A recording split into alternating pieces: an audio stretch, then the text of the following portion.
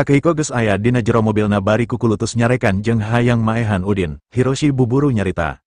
Pa Udin jalmina gampil kasinggung, kakiatana oge sanes bantrak-bantraken. Kazuki ukur ngaluarkan kecap hinaan, langsung dikepret sakali dugi ka lumpuh. Janten demi kasalametan salira sareng kulawarga. Emut deui satu wacana, bentrok sareng Pa Udin, akibatna bakal awon.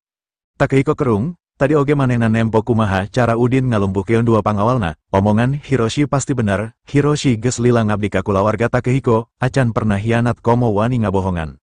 Takehiko kerung terus nanya, naon saran anjen, piraku 4,5 miliar dolar Amerika rek diikhlaskeun. Hiroshi ngejelaskeun, sanes kitu, transfer nilai ageng 4,5 miliar dolar Amerika ti rekening publik Ito Group dikirim ka rekening Kobayashi Pharmaceutical. Transfer antar perusahaan publik tangtos bakal aya catetana di bank sacara jelas sareng maksa transferna. Abdi tiasa ngagugat masalah ieu ka pengadilan. Takehiko jamedut, ngagugat, pangusaha sakelas kuring kudu ngagugat lantaran geus dibobodo. Hiroshi ungguk, ulah gengsi pa, sakumaha pinter sareng terhormatna jalmi, pasti sakali waktus bakal ngalaman ti soledad, mungku cara ngagugat, artos tiasa uwih deui. Takehiko gogodek, ulah, kuring era, kepala kulawarga Ito anu geus puluhan tahun jaya, masih bisa kabobodo ku pamuda Indonesia, rek dikamanakeun banget kuring bakal katembong beleguk. Kulawarga Ito mangrupakan peringkat kedua pangusaha top di Jepang saenggeus Yamaguchi. Prinsip persaingan usahana, anu kuat ngahakan anu lemah, lamun Takehiko ngagugat, bakal kacirian dirina lemah, jelas Takehiko teu satuju kana usul Hiroshi, persaingan saperti kitu memang kejam, tapi lamun teu kejam, memang moal bisa maju. Anu leuwih asup akal pikeun Takehiko ngabales perilaku Udin ku cara anu kejam. Oh deui, lamun Udin teu diwarah, kaharepna bakal leuwih wani. Takehiko teu hayang ngalibatkan penegak hukum negara atawa pengadilan. Udin kudu dipaksa mulangkeun duit kana rekening Ito Group. Takehiko jebi, ngan aya dua cara keur kuring, maksa si Udin mulangkeun duit, saenggeus kitu kabeh masalah dianggap beres, atawa paehan. Hiroshi langsung murungkut ngadengeuna, abdi hariwang malah janten malindes ka diri salira. Hiroshi ngarasa salian kuat Udin oge pinter. Lamun teu pinter mustahil Ichiro daek mikeun 90% sahamna sacara gratis. Jalan anu paling hadepikeun nying harepan jelema kitu ngahindar. Ulah dilawan. Hiroshi nyarita, miturut abdi, salira teu kedah hariwang kana artos 4,5 miliar dolar Amerika anu tos aya di Kobayashi Pharmaceutical, margi bakal kagentosan ku proyek salajengna, pan kulawarga Sutamati Indonesia bakal sumping, daripada nguruskeun Udin, saena salira fokus kana kerjasama sareng kulawarga Sutama. Iraha datangna, Takehiko kerung, Hiroshi nembalan. Teu nyebatkeun, margi tujuanna penawaran, kerjasamana sanes ka Ito Group hunggul, tapi kata Takahashi Group oge, Sutama Group bakal milih salah sawios di antara dua, janten Ito Group kedah tiasa ngawon-keun Takahashi Group kangge ngengengkeun kerjasama ieu. Takehiko ungguk, lamun kitu, urang bereskeun heula urusan kerjasama jeung kulawarga Sutama, masalah jeung si Udin urang bahas deui saenggeusna. Mikirkeun kerjasama jeung kulawarga Sutama, emosi Takehiko ka Udin rada turun. Dina 10 tahun kadieu, laju perekonomian Jepang memang rada telat, anu ngakibatkeun kakuatan kulawarga top Jepang oge beuki lemah. Hiroshi ungguk, padahal pasca Perang Dunia Kedua, Jepang mimpin perekonomian dunia, kunaon ayeuna bet tiasa kieu. Takehiko ungguk, loba panyebabna, diantarana sumber daya jeung sumber alam lokal langka. Jepang oge lemah dina informasi internet, anu ngakibatkeun pengembangan teknologi tinggi rada telat, tempo sababaraha industri anu baheula maju, ayeuna ukur bisa jalan di tempat. Takehiko ngarahu, Sony, Panasonic, Hitachi jeung Toshiba, kabeh kungsi jadi pangawasa dunia. TV berwarna pertama di dunia produk Sony, ponsel Sony Ericsson oge sempet jadi raja, perabot rumah tangga Panasonic jeung Hitachi, semikonduktor Toshiba, di zamana, kabeh kungsi jaya, tapi tempo ayeuna, kabeh geus mimiti turun. Hiroshi unggut-unggutan, Takehiko nyarita deui, di bidang otomotif, Honda, Suzuki, Toyota, Daihatsu jeung sajabana, nepi ka kudu mindahkeun pabrikna ka nagara sejen lantaran harutna lahan di Jepang, malah Indonesia geus jadi pusat produksi otomotif Jepang panggedena di dunia, nah bet bisa kitu. Takehiko nembongkeun ponsel iPhone milikna, TV kalolobaan ti China, ponsel dimonopoli ki dua negara, Apple ti Amerika, sesana China kabeh, Huawei, Xiaomi, Vivo, Oppo, malah Samsung oge anu terkenal ti Korea hampir parem, kamana Sony Ericsson. Hiroshi ungguk, leres, Jepang beki kakantun ku nagara anu kawitna disapelekeun khususna dina widang elektronik sareng sumber daya.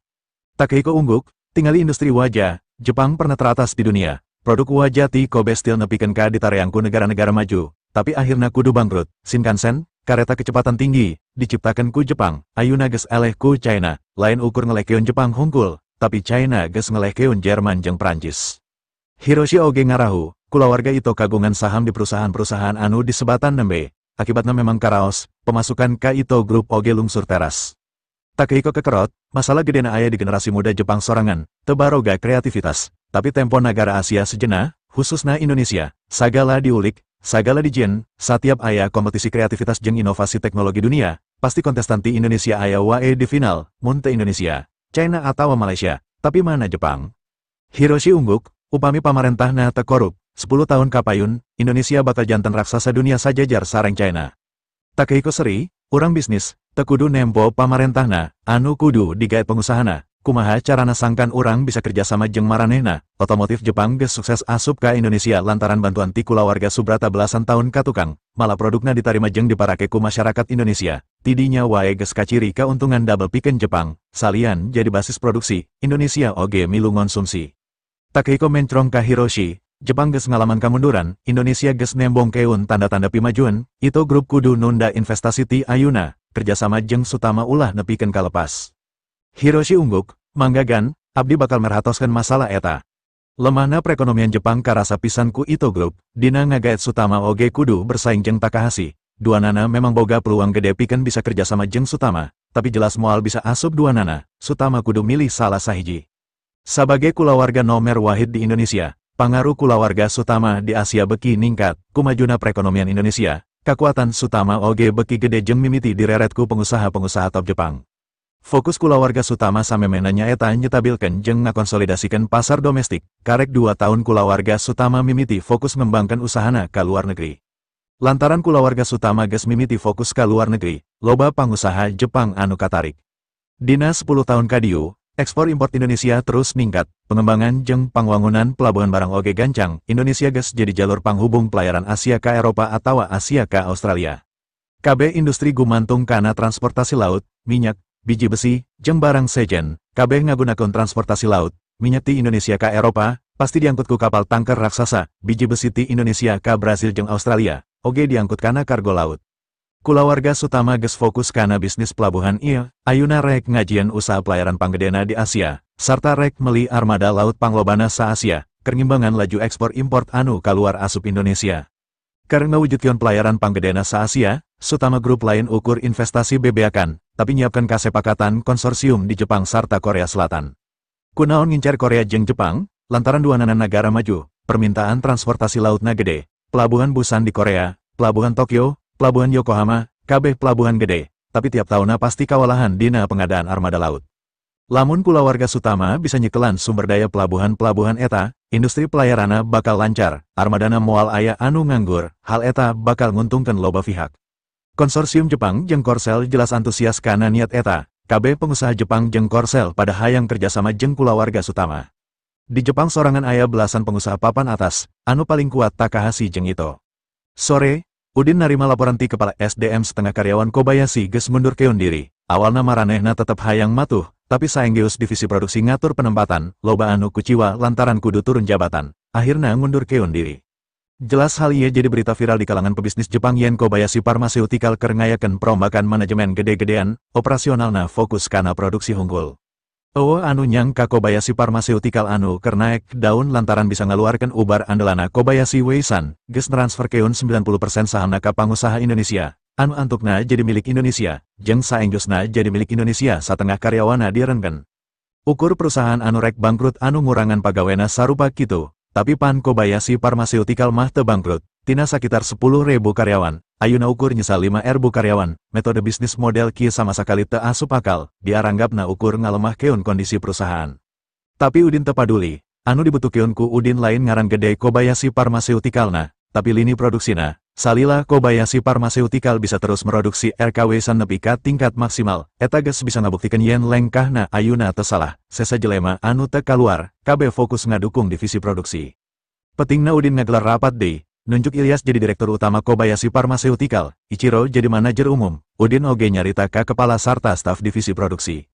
Aranjeun kabeh boga tanggung jawab anu sarua nyaeta ningkatkeun produktivitas. Kabeh pabrik kudu jalan, kabeh kudu sajalan jeung satujuan, ukur hiji parentah anu kudu digugu, nyaeta parentah ti Ilyas, mimiti bulan harap, gaji aranjeun naek 20% ti gaji samemehna. Udin ngareret ka Ichiro, terus nyarita deui ka sararea. Tapi lamun aya anu teu ngagugu, Nyimpang tina maksud Ilyas, saha wae jelemana bakal langsung dipecat, Ichiro jeung bagian SDM anu boga tanggung jawab kana masalah ieu. Kabeh anu hadir ungguk, sanajan kumaha Kobayashi Pharmaceutical tempat maranehna neangan rejeki, jelas embung nepikeun ka Kobayashi Pharmaceutical kudu bangkrut, jadi kabeh pada sumanget.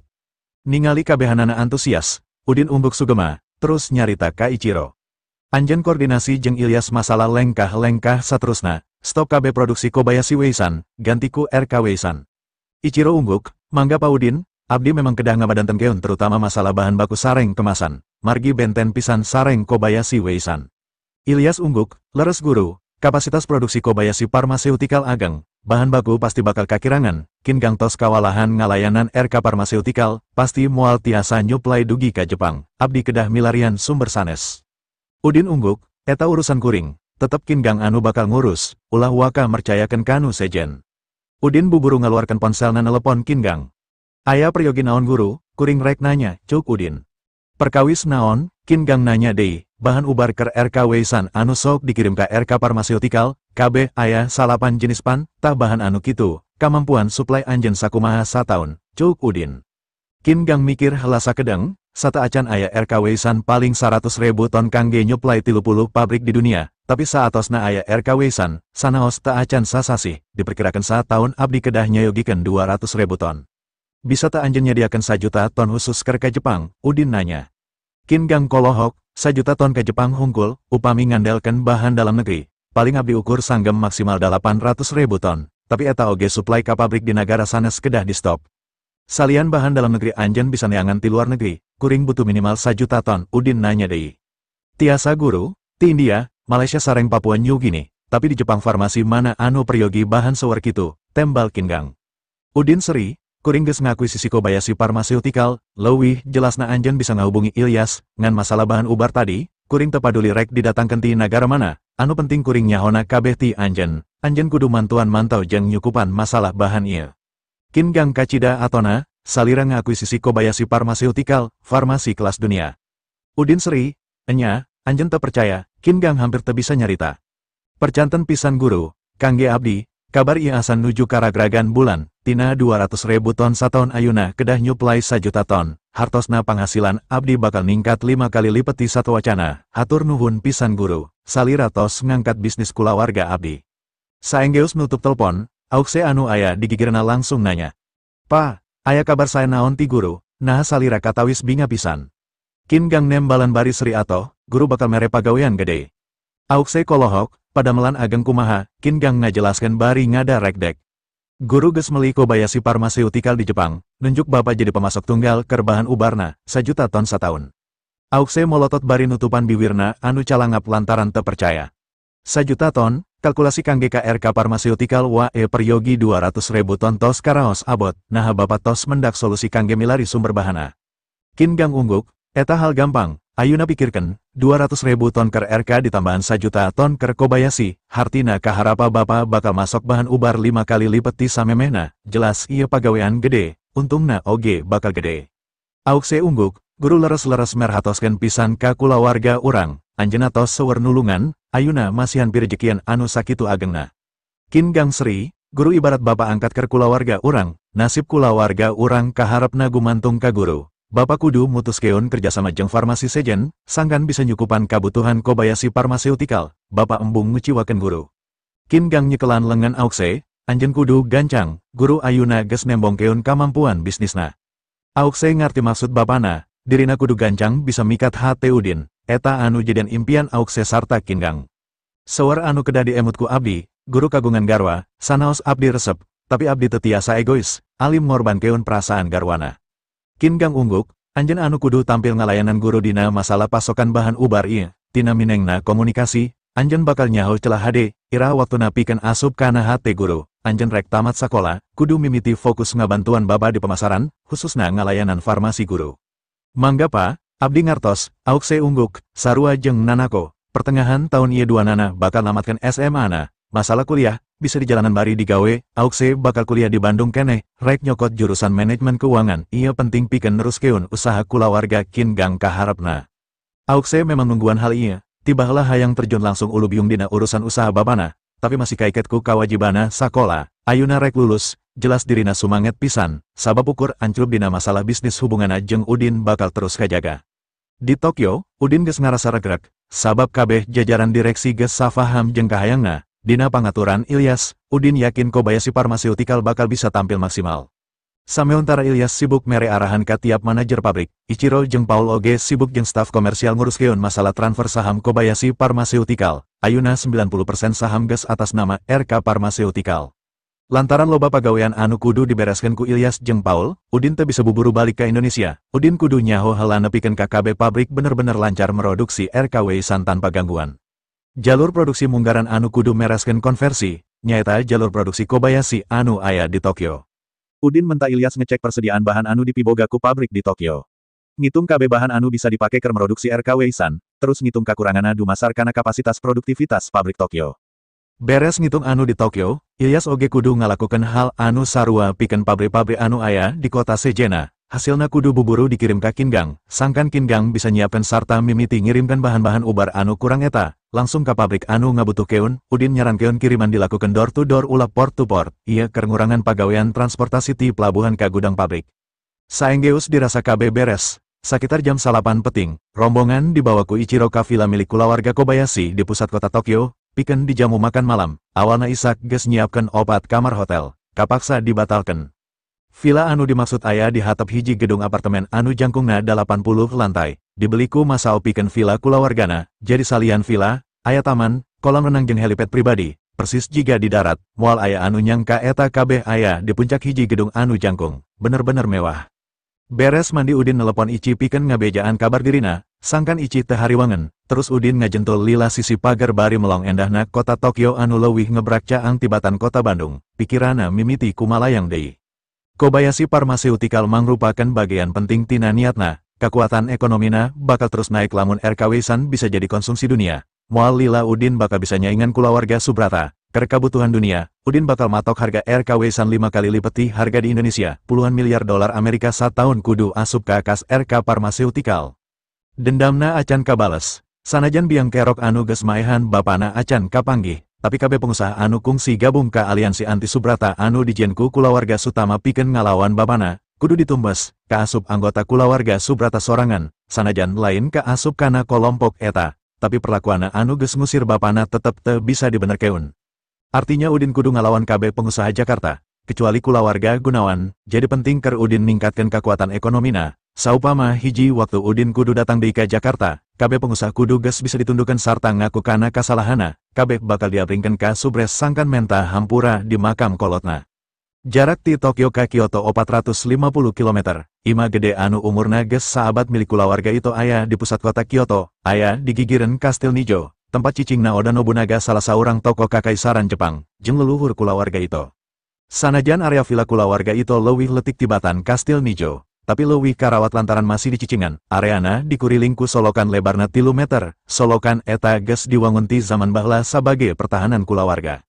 Kamera CCTV dipasang di sapanjang benteng anu ngurilingan villa keur mastikeun keamanan villa. Sanajan nagara dina kaayaan aman, villa dijaga sautikna ku 12 pengawal anu siaga patroli salila 24 jam. Kabeh wangunan villa make arsitektur kai khas Jepang. Diiyuhan ku puluhan tatangkalan anu umurna geus ratusan tahun. Aya oge sababaraha patung anu ngahias tiap juru area. Di hiji palataran lega, Nanako keur diuk dina kursi roda, make jaket bulu kandel. Sanajan peting, Nanako hayang kaluar, hayang nyaksian endahna langit. Nanako nungguan turuna salju munggaran anu telat datang. Ayeuna kuduna geus usumna, sanajan hawa karasa nyelecep tiis, tapi salju acan turun keneh wae. Tadi sore Departemen Meteorologi Kinki geus ngaluarkeun peringatan bakal turun hujan salju. Nanako paling resep nempo turuna salju, matak hayang aya di luar saacan salju munggaran turun. Geus ampir jam 12 peting salju acan turun wae, padahal langit mendung, teka ciri aya bentang, bulan oge ukur saulas. Pelayan villa nyerangkeun Nanako tina teras ngarasa hariwang, terus ngalengkah ngadekeutan. Non, tos wengi, hawa mangkin tiis, salira kedah enggal istirahat di kamar. Nanako melong ka langkang bulan anu ukur ka tembong mesan. Anjeun istirahat ti heula, tinggakeun kuring sorangan. Pelayan tungkul sedih, salira kalebet heula, wios abdi anu ngantosan di dieu. Upami salju memang lungsur, ku abdi diwartosan. Nanako imut, justru kuring di dieu hayang nyaksian turuna salju. Benget kuring kudu karagragan salju munggaran saacan ragrag kana tanah, lamun kuring asup, kuring moal menang kasempetan langka eta. Pelayan beki hariwang, tapi di luar tis non, paru-paru salira moal kiat katisan lami teing, salira oge tiasa lebet angin. Nanako seri, temasalah, kuring nyaho resikona, kuring rek nungguan nepi ka jam 12, turun atawa hentona, bawa kuring ka jero jam 12, kuring rek ngewemku cai haneut. Pelayan ungguk, abdi ngantosan dina teras, upami salira peryogi, sauran abdi. Nanako ungguk, pelayan balik deui, diuk dina teras bari nyerangkeun Nanako ti kajauhan. Nanako tangga deui ka langit, teuing ti mana asalna, beungeut Udin saolah ngalangkang dina poekna langit peting, Nanako ngagrendeng. Kang, sanajan eueuh salju di Bandung, tapi kuring ngarepkeun akang kaluar pikeun babarengan nempo langit, pikirkeun kuring saperti kuring anu keur mikirkeun anjeun ayeuna. Ponsel dina saku Nanako ujuk-ujuk ngageter, sanajan hese, Nanako nyokot ponselna, ti Hiroshi, buburu diangkat. Aya naon nelepon tengah peting, aya kajantenan dinten ieu, sadugina ka bumi, juragan ngamuk, sadaya barang antik dibantingkeun. Nanako kerung, aya naon, bapak kenging masalah di luar. Hiroshi ngejelaskeun, tadi sonten juragan ngajak abdi ka kantor pusat Kobayashi Pharmaceutical, maksudna kangge nandatangan kamupakatan kerjasama sareng Dewan Direksi Kobayashi Pharmaceutical ngeunaan kapamilikan saham, juragan tos neranferkeun dana 4,5 miliar USD ka rekening Kobayashi Pharmaceutical. Nanako jadi bingung, alus atuh, sasuai jeung kahayangna, anu jadi masalah naon, nah bet kudu ngamuk di imah. Hiroshi ngejelaskeun, pas dana anu ditransfer lebet, ternyata Kobayashi Pharmaceutical tos sanes milik kulawarga Kobayashi. Nanako beki kerung, naha, saha anu boga hak ngajual Kobayashi Pharmaceutical. Memangna Jiro balik. Tanaka nyarita deui hariwius-wius, sanes Jiro anu uiha, tapi rakana, Ichiro, anu dikabarkeun tos ngantunkeun ujuk-ujuk sumping. Nanako kerung, kuring beki bingung, Ichiro anu ngajual Kobayashi. Hiroshi nyarita sedih, sanes diical, Ichiro sebagai pawaris tunggal Kobayashi Pharmaceutical masikeun 90% sahamna secara gratis ka perusahaan Indonesia, RK Pharmaceutical. Nanako ngarenjak, bapak kuring nunda investasi pikeun meuli 30% saham. Sesana 70% milik Ichiro. Naha bet dibikeun 90%. Hiroshi unggek, kumargi eta juragan langsung ngamuk di bumi. Juragan tos ngadamel kamupakatan sareng pimpinan samentara, Masayoshi. Saatosna kamupakatan ditanda tangan, juragan transferkeun artosna. Ichiro sumping nyebatkeun kamupakatan sareng Masayoshi teu valid. Margi Masayoshi sanes pemegang saham. Nanako ungguk mimiti ngarti, jadi kerjasamana dianggap teu sah. Hiroshi dareda, sanes mung teu sah. Artos 4,5 miliar dolar Amerika Serikat oge dianggap hangus, teu diuihkeun deui.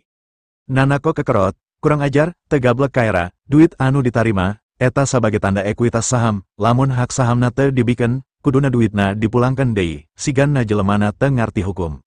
Hiroshi nyarita, tapi sorana ngageter, sanes teu ngartos hukum, tapi moal teuraku hukum, margi anjeunna ngaraos langkung kiat ti hukum. Nanako kerung, pangaruh bapana di Jepang gede pisan, piraku mereskeun masalah leutik kieu wae nepi ka kudu ngamuk di imah, sanajan hukum teu bisa nguruskeun, bapana pasti sanggup mayar jelema pikeun mereskeun hal ieu. Bapa teu ngalakukeun nanaon salian ti ngamuk di imah. Hiroshi buburu nembalan, aya niat ngalawan, tapi ku abdi diwagal, margi sanes lawanan, salira pasti uni ngajalmi anu kagungan kakiatan sapertos kitu. Saha, Nanako kerung, pelatih Aukse, anu tos nyababkeun Kazuki lumpuhku sakali ngepret, Paudin, tembal Kazuki. Nanako langsung ngejerit ato, naon, Paudin aya di Jepang. Hiroshi teu nyangka, anu satadina ngabejaan Nanako lantaran ngarasa prihatin ka Takehiko, tapi saenggeus Nanako ngadenge Udin aya di Jepang, Nanako kala ato, Hiroshi ngagerentes dina hatena. Aneh, nah Nanako kala bungah, padahal Udin anu geus nipu 4,5 miliar dolar Amerika Serikat duit bapana. Nanako teu sabar nungguan jawaban ti Hiroshi. Hiroshi, buru jawabananya kuring, Pak Udin aya di Jepang. Hiroshi buburu nembalan, muhun non, anjeunna di Tokyo, tadi abdi pendak. Panggi di Kobayashi Pharmaceutical, Nanako nanya deui saolah ken yakin keneh. Muhun, di ruang rapat direksi kantor pusat Kobayashi Pharmaceutical, tembal Hiroshi.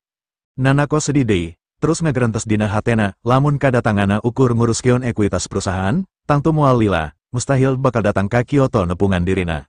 Nanako ujuk-ujuk boga niat hayang ka Tokyo, pikeun nepungan Udin. Hiroshi, anjeun nyaho bakal nepi ka iraha Pa Udin di Tokyo. Kirang uninganon, tembal Hiroshi, kuring rek nelepon kru helikopter sangkan mawa kuring ka Tokyo isukan, cuk Nanako. Hiroshi ngarenjak, ka Tokyo, salirapan nuju ngajalanan terapi medis, nah aku margi aya Pa Udin. Nanako ungguk, enya, kuring kudu panggih jeung Pa Udin, bisi kaburu balik ka Bandung. Hiroshi kerung, naon perlu Nanako panggih jeung Udin, hayang dicagerkeun, atau aya maksud sejen, Hiroshi ngagerentes. Nanako cicingan, acan ngalaman bobogohan. Boa-boa bogohan ka Pa Udin. Sabab karasa beda dina sumangetna. Demi panggi jeung Udin, rela ninggalkan Kyoto. Ninggalkan terapi medisna, tepaduli kana kondisi awakna sorangan.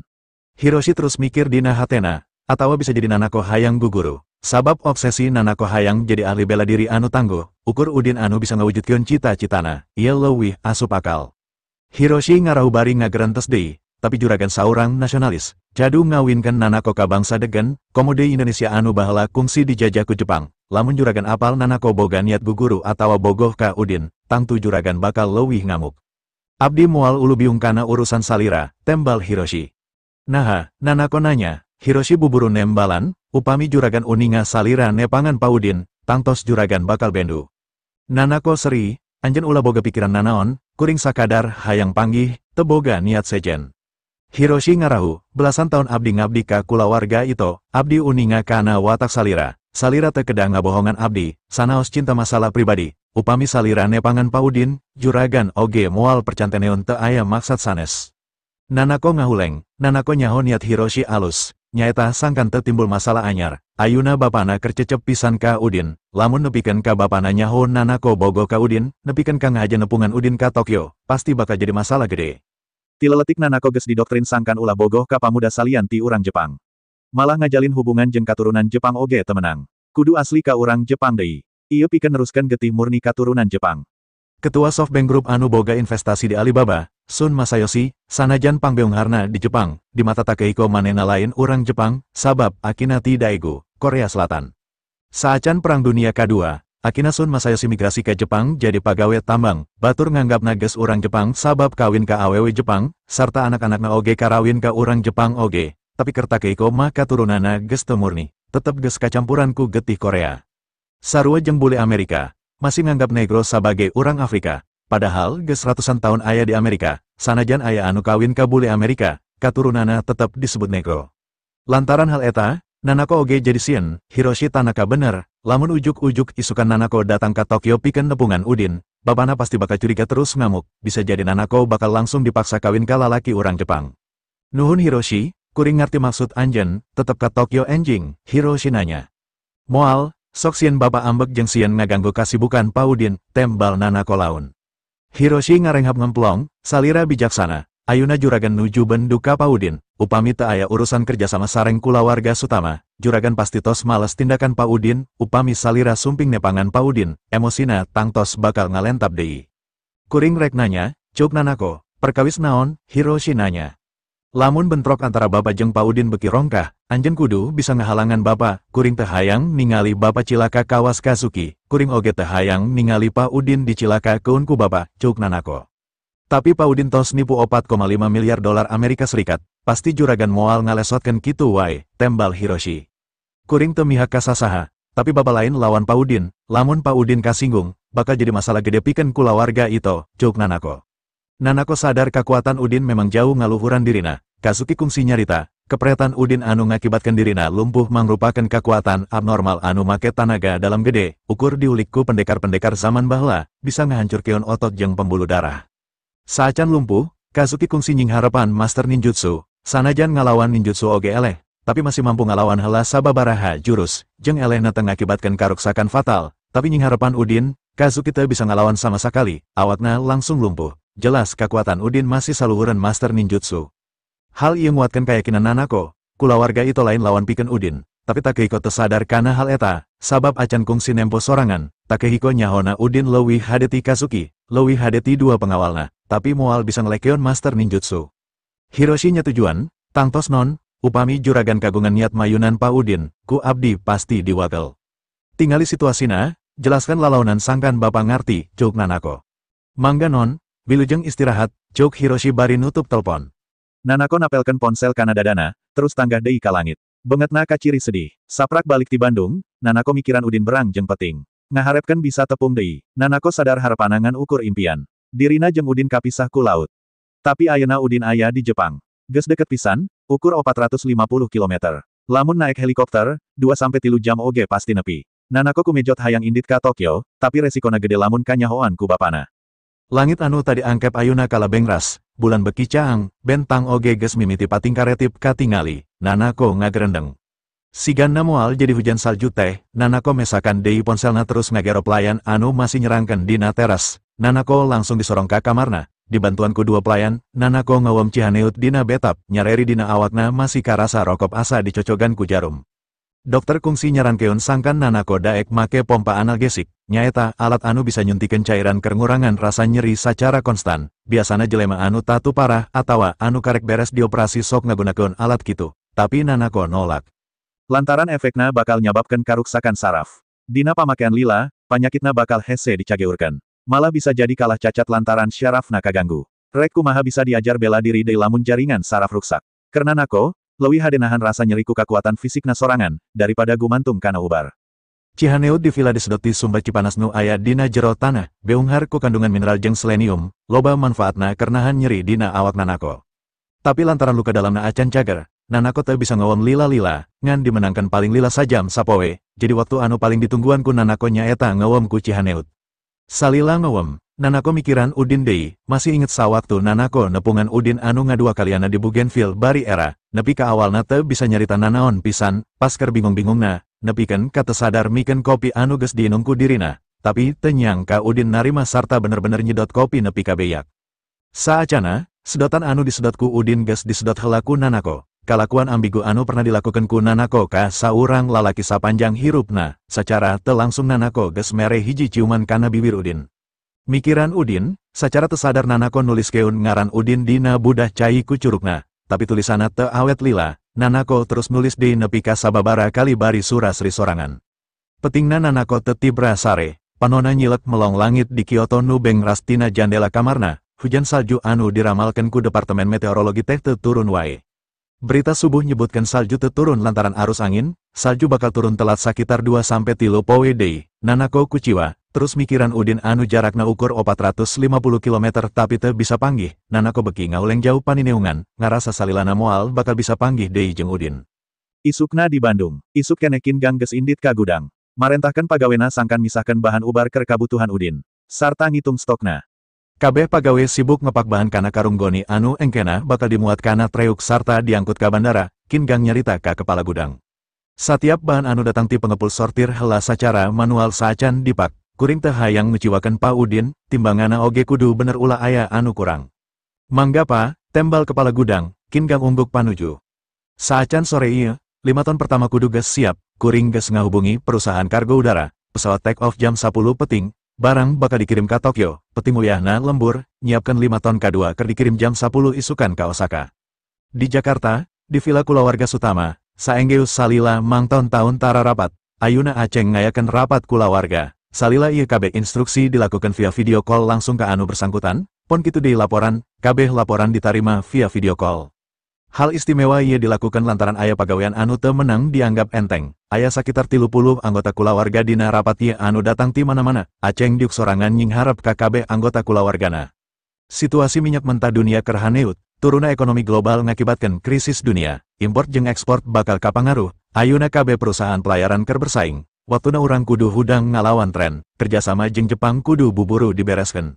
Kulawarga Sutama asalna ti Malingping, Lebak, Banten, geus 3 abad leuwih jadi pengusaha anu sukses. Awalna di zaman kolonial Belanda jadi kurir jasa angkutan hasil bumi, di pelosok daerah ka Pelabuhan Sunda Kelapa di Batavia. Tapi di era Perang Dunia, jadi pemasok senjata sarta sembako keur para pejuang kemerdekaan. Intina ti baheula fokusna memang kana jasa angkutan.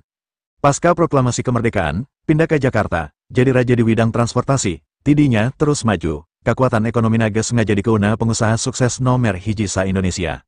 Kulawarga Subrata geus leuwih ti heula aya di Jakarta, mangrupakeun saingan hiji-hijina, tapi masih sahandapan Sutama. Kasiapna Sutama ukur butuh 5 tahun saenggeus Warman muncul di dunia bisnis tahun 80-an, tapi ngan 10 tahun kulawarga Subrata aya di puncakna, sabab tahun 2007 Warman kaburu maot, Sutama akhirna mingpin deui.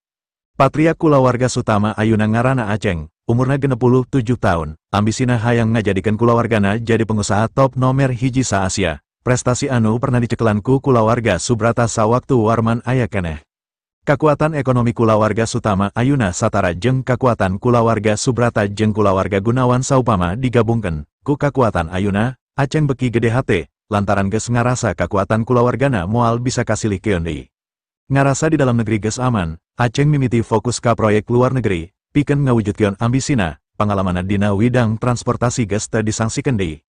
Ngadenge Aceng hayang ngawasa transportasi laut. Salah sahiji incu lalakina anu ngaranna Norman nyarita. Ki, ekonomi dunia nuju lemah diakibatkeun ku ekspor import anu teu lancar. Duka dugi kairaha perdagangan dunia tiasa normal deui. Ku kondisi kieu, resiko industri pelayaran masih ageng. Saena diemut deui. Difikir deui, Aceng jebi, terus ngareret ka Holdi. Anjeun kumaha cara ngadidik anak, pengalaman acan boga, disangkana kuring acan mikirkeun masalah ieu, make jeung nitah mikir deui sagala. Aceng boga 7 anak, 5 lalaki jeung 2 awewe. Holdi mangrupakeun anak kalima, Norman anak kadua Holdi, umur Norman karek 18 tahun, bakal lulus SMA tahun ieu, geus dilibatkan dina bisnis kulawarga lantaran memang pinter. Ti SMP keneh sakolana dibiayaan tina beasiswa pamarentah lantaran kapinteran otakna, malah geus dipentasangkan bisa kuliah di Harvard University. Lantaran kapinterana eta, Norman boga kahayang gede pikeun ngekspresikeun dirina. Aceng memang arogan, jarang daek ngadenge saran, komo langsung ditembak ku kalimah, nitah mikir deui, Aceng jelas kasinggung, sabab ngarasa dituduh naon anu diomongkeunna, acan dipikir heula. Norman hayang ngajelaskeun, tapi Holdi molototan, koplok, wani nyangsikeun omongan aki anjeun, ngajedog. Norman ngabetem, hatena ngagerentes, naon gunana rapat ari ukur kudu ngadenge omongan safihak. Holdi masih molotot kekerot ambek ka Norman, Zidan oge anak cikal Aceng teu wani nyangsikeun omongan Aceng sacara langsung, tapi anakna wani ngomong tokmol sarupa kitu. Ningali kanyataan kieu, Norman jadi letik hate pikeun terus fokus di widang bisnis mantuan kulawargana, di zaman modern geus teu pantes usaha dipimpin ku tangan besi jeung sifat arogansi.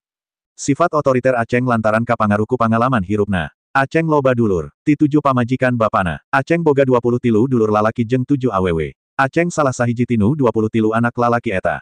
Sabab loba dulur, ti umur belasan Aceng dipaksa kudu bersaing jeung 22 dulur lalakina pikeun menangkan kepercayaan jadi pawaris kulawarga, anu akhirna dina umur 50, Aceng karek bisa ngabuktikeun sarta dipercaya jadi patriark. Persaingan anu lila ieu ngajadikeun dirina ngabogaan temperamen keras jeung kejem, tong boro kasinggung ku batur, kasinggung ku anak oge pasti langsung ngamuk, komo Norman ukur inju. Aceng ngararet ka Norman, anjeun kaluar, kuring rek neruskeun rapat jeung anu masih daek ngahargaan omongan kuring. Norman ukur kolohok, kasalahan anu dianggap ku dirina tepira, tapi akibatna diusir ti ruang rapat. Sabab Norman kalah kolohok Holdi ambek. Kaluar, anjeun teu ngadenge parentah aki anjeun.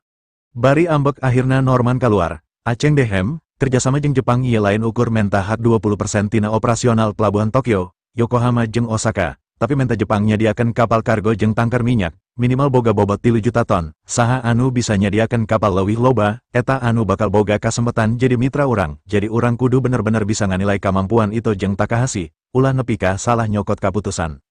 Zidan nyarita, salira bade ngutus saha kangge urusan ieu. Aceng ungguk, anjeun anu indit jeung anak anjeun. Zidan anak cikal Aceng, boga anak duanya eta Ziyu jeung adina, Zufri. Posisi Zufri sebagai incu lalaki pertama merupakan posisi istimewa pikeun Aceng. Sebagai calon penerus pimpinan kulawarga, jadi insting bisnisna kudu terus diasah.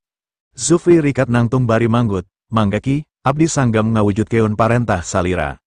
Aceng ungguk sugema, terus ngararet ka Ziyu, Aceng Sri marahmai. Ziyu, anjeun bakal lulus ti Yale, geus waktuna anjeun turun ka garis depan bisnis kulawarga, wiyahna milu ka Jepang pikeun nambahan pangalaman anjeun. Ziyu buburu nangtung terus manggut, manggaki, abdi ngartos. Ngadenge 2 anakna ditunjuk milu ke Jepang ku Aceng, Zidan salaku bapa ngarasa ato, ia geus cukup ngabuktikeun yen salain dirina, 2 anakna oge dipercaya ku Aceng, adi-adina Zidan silih reret teu panuju, tapi teu nembongkeun sikepna sacara jelas di harapan Aceng. Kaputusan Aceng nunjuk Ziyu jeung Zufri pikeun nuturkeun Zidan, eta mutlak, moal aya anu bisa protes, Zufri masih pantes lantaran incu lalaki pertama. Tapi Ziyu keur naon kudu milu, Ziyu ukur saurang awewe, masih loba anak lalaki Aceng, atawa incu lalaki ti anak-anak anu sejena. Karnu sejen, ngarasa kaputusan Aceng ieu geus di luar batas, saolah-olah posisi anak sarta incu lalaki sejena aya di sahandapan Ziyu, garis katurunan Aceng kahandap aya 13 lalaki, kunaon Ziyu anu diistimewakeun. Alasan anu pasti keur Aceng, lantaran Ziyu incu panggelisna, pangnurutna sarta pangpinterna, harapan Aceng Ziyu kaharepna bisa menangkan salaki ka pengusaha beunghar dunia, nah ti Eropa, Timur Tengah atawa ti Amerika, ieu bakal ngangkat darajat kulawarga Sutama ka jajaran top dunia. Kagelisan Ziyu memang dikenal di kalangan pengusaha muda kelas atas di Jakarta. Ngana anu wani ngadekeutan lantaran temperamen Aceng. Salian sieun ku Aceng, kulawarga Sutama oge dipikaserap. Hal eta anu ngajadikeun anggota kulawarga Sutama rada kaisolir hubungan sosialna di masyarakat kelas atas Jakarta. Salian gelis, Kahirupan Ziyu oge glamor, kuliah di Yale ngajadikan dirina beki leuwih berbobot, cuk kasarna anu pantes ngawin Ziyu sangkan bisa ngimbangan pola hirupna anu mewah, kudu lalaki anu boga aset triliunan. Aceng ngareret ka Zidane, sok aranjen tiluan badami sarta siapkan sagala kabutuhana, buburu indit, leuwih gancang leuwih alus. Zidane buburu ungguk, mangga pa, dinten ieu keneh sagalana bade dipersiapkan, wengi ieu abdi angkat. Aceng ungguk, tangtukeun oge saha anu bakal didatangan leuwih ti heula. Sanajan ekonomi Ito jeung Takahashi keur turun lantaran krisis ekonomi di Jepang, tapi duanana masih terkuat, jadi anjeun ulah salah nangtukeun kaputusan akhir. Zidane ungguk deui, mangga pa, abdi bade badanten heula, hasilna bakal dilaporkeun ka Bapa Sonten. Aceng Sri Sugema, 18 tahun ka tukang anjeun geus bisa ngelehkeun Warman, bisa neken kulawarga Subrata ka handap deui. Sanajan ti harita acan aya prestasi nanaon deui, kuring masih yakin siung anjeun masih seket. Aceng nangtung terus nyarita tarik bari lelempangan ngagandong lengan. Pasar domestik geus ruang deui pikeun terus dikembangkan, hampir kabeh geus dikawasaku urang, penyeberangan antar pulau, penerbangan komersial jeung kargo domestik sarta transportasi darat, ayeuna urang cokot kargo laut, urang aprak laut sarta pelabuhan-pelabuhan di dunia. Aceng ngarandek bari ngagebrak meja, lamun telat, veteran raksasa bisnis saperti Rothschild bakal turun kana bisnis ieu, ulah nepikeun ka sajarah bentrokna Warman jeung Rothschild kaulang deui ka kulawarga urang, jadi urang kudu buburu. Aceng netep ka Zidane, lamun bisnis pelayaran kargo dunia ieu bisa jalan kalawan lancar, bapa rek pangsiun, anjeun bisa naik jadi patriark, bawa kejayaan kulawarga Sutama nepi ka puncak dunia. Zidane langsung nangtung bari ngabongkokeun awakna ka Aceng. Abdi sanggem, dina kapamingpinan abdi, kulawarga Sutama bakal aya di puncak dunia. Alus, rapat bubar, kernu sejen, bantuan Zidane nyiapkan sagala fasilitas sarta berkas-berkas anu dibutuhkeun keur bawaan ke Jepang, cuk Aceng bari kaluar ti heula ti rohangan rapat. Sanepina ka imah, Zidane nyarita ka Ziyu jeung Zufri. Sabab aranjen bakal maturan bapa ke Jepang, bantuan bapa nganilai dua pengusaha unggulan Jepang, itu jeung Takahashi, saenggeus salah sahiji kapilih, urang kudu bisa neken sangkan manehna satuju kana syarat-syarat anu dipenta ku urang, teu menang kendor. Dua nana priyogi dihubungi, Zufri nanya, cuk anjeun alusna kumaha, Zidane malik nanya. Zufri ngajelaskeun, itu grup potensina langkung sae, pelabuhan di Tokyo, Nagoya sareng Kyoto, sadayana dikelola ku Ito Group. Zidane ungguk, asup akal, sarua jeung panilaian bapa. Tapi Ziyu beda, saur abdi mah justru Takahashi Group. Naha, Zidane jeung Zufri nanya bareng, Ziyu ngajelaskeun lalaunan. Alasan kahiji, sanos kulawarga Ito pangaruhna kiat di tilu tempat, Tokyo, Nagoya sareng Osaka, tapi pelabuhan barang pangagengna aya di Yokohama anu dikelola ku Takahashi Group. Terus, Zufri nanya, anu kadua, putri hiji-hijina Takehiko, ayuna nuju teu damang saprak kawon dina kompetisi sanda di Bandung, anu ngakibatkeun konsentrasi Takehiko kaganggu, upami pamingpina teu tiasa fokus kana padamelan, sanaos kadarna sakedik, tapi akibatna bakal ageng, hindari resiko eta. Zidane kerung, anak Takehiko gering, nah bapa karek ngadengeti anjeun. Abdi tos nyilidik dua pengusaha eta, kalebet katurunana, tembal Ziyu.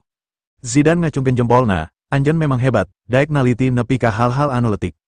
Ziyu gogodek, justru hal-hal alit kitu anu kapayuna bakal janten cucuk. Hiji deui, Ito Group oge nembe ngagaleu 30% saham Kobayashi Pharmaceutical, ieu oge masalah, konsentrasina janten ngaran cabang. Zufri ungguk, kuring nyaho Kobayashi Pharmaceutical, farmasi gede anu keur naik daun lantaran bisa nyiptakeun ubar mah hade. Ziyu Sri, bari netep ka Zufri, eta samemehna, tapi Indonesia geus bisa nyaingan ubar mahna, ngaranna RKW San anu diproduksi ku RK Pharmaceutical Bandung. Zufri Sri, kelas distribusina beda, RK Pharmaceutical farmasi letik, moal mampu ekspor.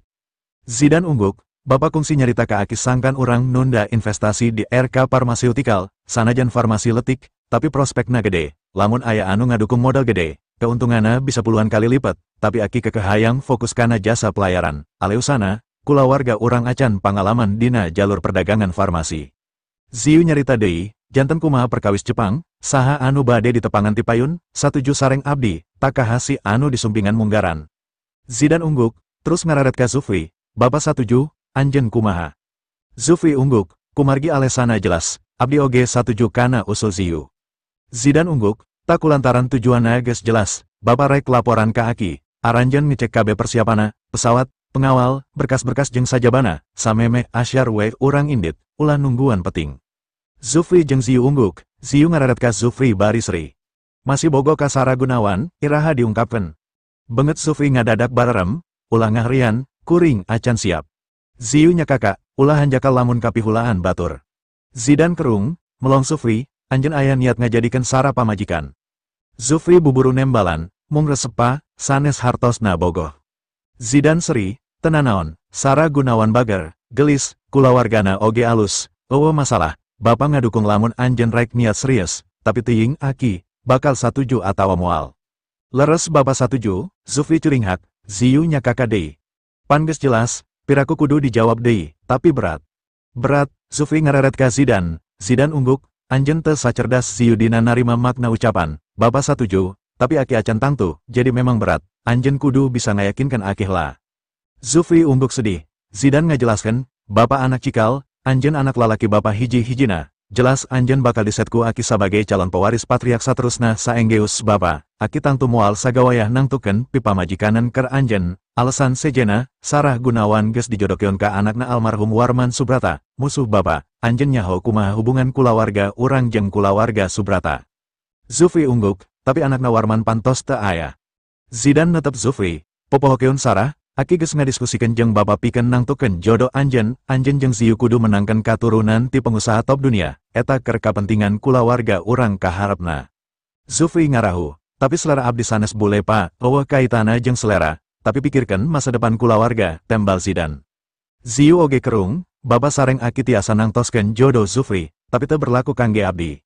Zufri ngareret, anjen teu ngadenge anu diomongkeun ku bapa biu, anjen jeung kuring sarua, rek dijadikan boneka kulawarga.